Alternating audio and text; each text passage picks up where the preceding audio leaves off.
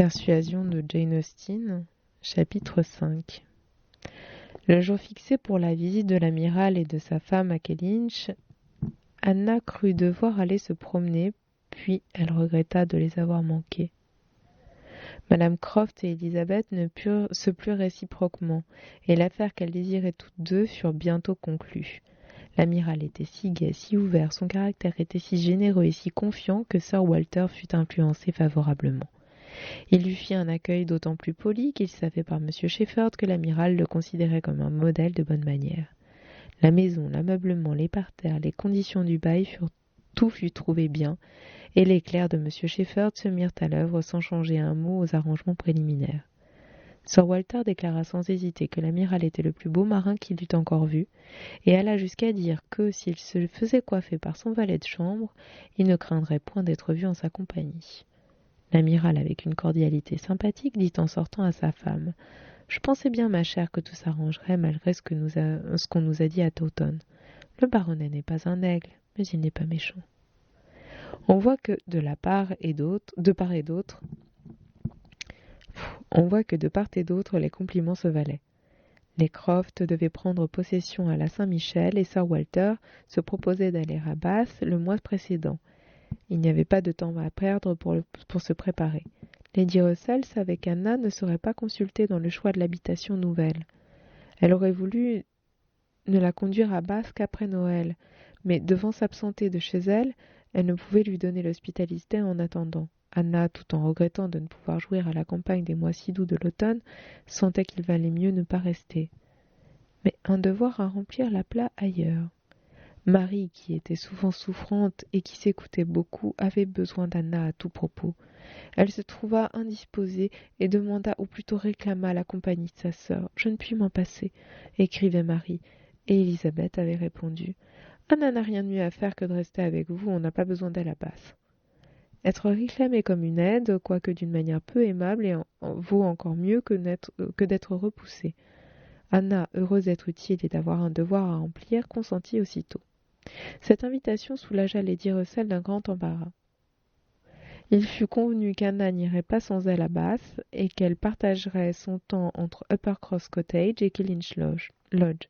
Tout était donc pour le mieux, mais Lady Russell fut saisie d'étonnement en apprenant que Madame Clay allait à Bath avec Sir Walter et Elizabeth, qui la considéraient comme une compagne très utile pour leur installation. Lady Russell s'inquiéta et fut surtout affligée de l'injure qu'on faisait à sa filleule en lui préférant Madame Clay. Anna était devenue insensible à ces affronts, mais elle sentait également l'impudence d'un tel arrangement. Joignant à une grande dose d'observation la connaissance malheureusement trop complète du caractère de son père, elle prévoyait les plus fâcheux résultats de cette intimité. Elle ne croyait pas qu'il eût encore aucune velléité d'épouser Madame Clay, qui était marquée de la petite vérole, avait de vilaines dents et de lourdes mains, toutes choses qui critiquaient sévèrement en son absence, mais elle était jeune et d'une figure agréable et son esprit délié, ses manières assidues avaient des séductions plus dangereuses qu'un attrait purement physique. Anna sentait si vivement le danger qu'elle ne put s'empêcher de le faire voir à sa sœur. Elle avait peu d'espoir d'être écoutée, mais elle pensait qu'Élisabeth serait plus à plaindre qu'elle-même si une pareille chose arrivait et qu'elle pourrait lui reprocher de ne l'avoir pas avertie. Elle parla, Élisabeth parut offensée. Elle ne pouvait concevoir comment un aussi absurde soupçon était venu à sa sœur. Elle répondit avec indignation que son père et Madame Clay savaient parfaitement se tenir à leur place. « Madame Clay, dit-elle avec chaleur, n'oublie jamais qui elle est. Je connais mieux que vous ses sentiments et je vous assure qu'en fait de mariage, ils sont particulièrement délicats. Elle réprouve plus fortement que personne toute inégalité de conditions et de rang. Quant à mon père, je n'aurais jamais cru qu'il pût être soupçonné, lui qui ne s'est pas remarié à cause de nous. Si Madame Clay était une très belle personne, je reconnais que sa présence ici serait dangereuse. Non pas que rien au monde puisse engager mon père à faire un mariage dégradant, mais parce qu'il pourrait éprouver un sentiment qui le rendrait malheureux. Je crois que la pauvre Madame Clay, qui malgré tous ses mérites n'a jamais passé pour jolie, peut être ici en toute sûreté. On croirait que vous n'avez jamais entendu mon père parler de ses imperfections, et vous l'avez entendu 20 fois. Ses dents et ses marques de petite vérole. Je suis moins d'écouter que lui, et j'ai connu une personne qui n'en était pas défigurée. Mais il a en horreur, vous le savez. Il n'y a presque point de défaut physique, dit Anna, que des manières agréables ne puissent faire oublier. Je pense très différemment, dit Elisabeth d'un ton sec. Les manières agréables peuvent rehausser de beaux traits, mais elles ne peuvent en changer de vulgaires. Mais comme j'ai à cela plus d'intérêt que personne, je trouve vos avis inutiles. Anna fut très contente d'avoir achevé ce qu'elle avait à dire et crut avoir bien agi. Elisabeth, quoique mécontente de l'insinuation, pouvait en faire son profit. Le landau mena à Bath pour la dernière fois Sir Walter, Elisabeth et Madame Clare. Ils étaient tous de très bonne humeur et Sir Walter était même disposé à rendre un salut de condescendance aux fermiers et aux paysans affligés qui se trouveraient sur son passage. Pendant ce temps, Anna, triste mais calme, montait à la lodge, où elle devait passer la dernière semaine. Son amie n'était pas plus gaie, elle sentait très vivement cette séparation. La respectabilité de cette famille lui était tout aussi chère que la sienne et l'habitude avait rendu précieuses les relations quotidiennes. Il était pénible de regarder les jardins déserts et encore plus de penser au nouveau propriétaire. Pour échapper à cette triste vue et pour éviter les Croft, elle s'était décidée à s'en aller quand Anna la quitterait. Elles partirent donc ensemble et Anna descendit à Uppercross, première station du voyage de Lady Russell. Uppercross est un village de moyenne grandeur qui, il y a quelques années, était tout à fait dans le vieux style anglais. Il contenait seulement 2 maisons supérieures d'apparence à celles des fermiers et des laboureurs, celle du squire, avec ses hauts murs, ses portes massives et ses vieux arbres solides et antiques, et la cure, compacte, ramassée, enfermée dans un jardin bien soigné, avec une vigne et des poiriers palissant les murs. Mais au mariage du jeune squire, la ferme avait été changée en cottage pour sa résidence, et le cottage Uppercross, avec sa véranda, ses fenêtres françaises et ses autres agréments, attirait l'œil du voyageur à un quart de mille, aussi bien que l'imposante Great House avec ses dépendances. Anna était venue souvent là, elle connaissait les chemins d'Uppercross aussi bien que ceux de Kellynch. Les deux familles se voyaient si souvent, allant à toute heure l'une chez l'autre, qu'Anna fut presque surprise de trouver Marie seule. Mais étant seule, elle devait nécessairement être souffrante et de mauvaise humeur. Marie, mieux douée qu'Élisabeth, ne valait pas sa sœur Anna comme intelligence et comme caractère. Quand elle était bien portante, heureuse et entourée, elle était gaie et aimable, mais la moindre indisposition l'abattait. Elle n'avait aucune ressource contre la solitude et ayant hérité de la personnalité des Elliot, elle était toujours prête à se croire négligée et méconnue.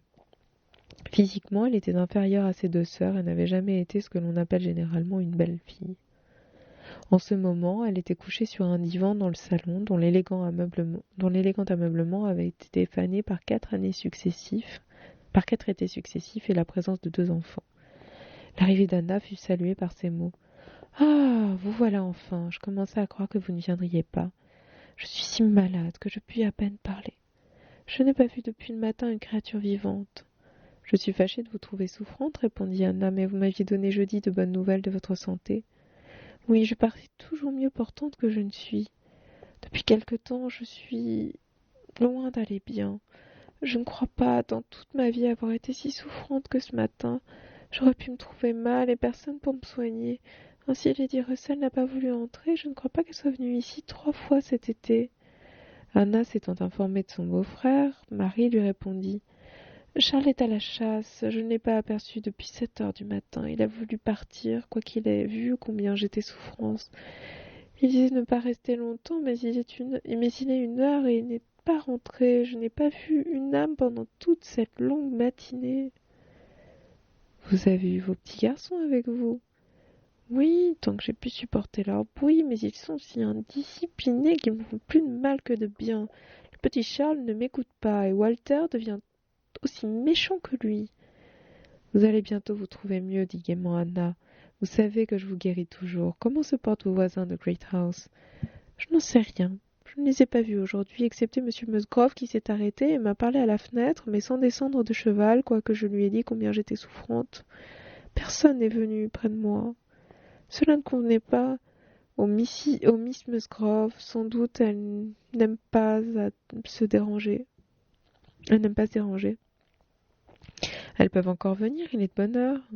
Je n'ai pas besoin d'elle, elle parle et rit beaucoup trop pour moi, je suis très malade, Anna. C'était peu aimable à vous de ne pas venir jeudi. Ma chère Marie, rappelez-vous les bonnes nouvelles que vous m'avez données de votre santé. Le ton de votre lettre était gai et vous disiez que rien ne pressait pour mon arrivée. Et puis mon désir était de rester avec Lady Russell jusqu'à la fin. J'étais si occupée que je ne pouvais quitter Kellynch plus tôt. Mon Dieu, qu'avez-vous eu à faire? Beaucoup de choses, je ne puis tout me rappeler. J'ai fait une copie du catalogue des livres et tableaux de mon père. J'ai été souvent au jardin avec Mackenzie, tâchant de lui faire comprendre quelles sont les plantes d'Elisabeth destinées à Lady Russell. J'ai eu mes livres, ma musique à arranger et à refaire, toutes mes malles, pour n'avoir pas compris d'abord ce qu'il fallait emporter. Enfin, j'ai été visiter toutes les maisons de la paroisse. Tout cela prend beaucoup de temps. Ah, mais vous ne me parlez pas de votre dîner chez les poules hier? Vous y êtes donc allé? Je croyais que vous aviez dû y renoncer. Oh, j'y suis allée, je me portais très bien. Jusqu'à ce matin, je n'étais pas malade. N'y pas aller aurait semblé singulier. J'en suis très contente. J'espère que vous vous êtes amusés. Oh, pas trop. C'est d'avance le dîner et les personnes qui y seront. Quel ennui de n'avoir pas une voiture à soi. Monsieur et Madame Musgrove m'ont emmenée et nous étions trop serrés. Ils sont si gros et occupent tant de place. J'étais entassée au fond avec Henriette et Louise. Voilà très probablement la cause de mon malaise. La patience et la bonne humeur d'Anna apportèrent bientôt un soulagement à Marie qui put s'asseoir et espéra pouvoir se lever pour dîner. Puis, oubliant qu'elle était malade, elle alla à l'autre bout de la chambre, arrangea les fleurs, mangeant quelque chose et se trouva assez bien pour proposer une petite promenade. Où allons-nous, dit-elle, sans doute vous n'irez pas à Great House avant qu'on vous ait fait visite. Mais si, Diana, je ne suis pas sur l'étiquette avec les dames Musgrove. Oh, c'est à elle de venir. Elle doit savoir ce qui est dû à ma sœur. Cependant, nous pouvons y entrer avant de faire notre promenade. Anna avait toujours trouvé très fâcheuse cette façon de comprendre les relations, mais croyant qu'on avait à se plaindre de part et d'autre, elle avait cessé de s'en occuper. Elles allèrent à Great House, on les introduisit dans un antique parloir carré au parquet brillant et orné d'un maigre tapis. Mais les filles de la maison donnaient à cette pièce l'air de désordre indispensable avec un grand piano à queue, une harpe des jardinières et de petites tables dans tous les coins. Oh, si les originaux des portraits accrochés à la boiserie, si les gentilshommes habillés de velours brun et les dames en satin bleu avaient vu ce bouleversement de l'ordre et de la propreté, les portraits eux-mêmes semblaient saisis d'étonnement. Les Musgrove, comme leur maison, représentaient deux époques. Les parents étaient dans le vieux style anglais, les enfants dans le nouveau. Monsieur et Madame Musgrove étaient de très bonnes gens, affectueux et hospitaliers, mais sans grande éducation et sans aucune élégance.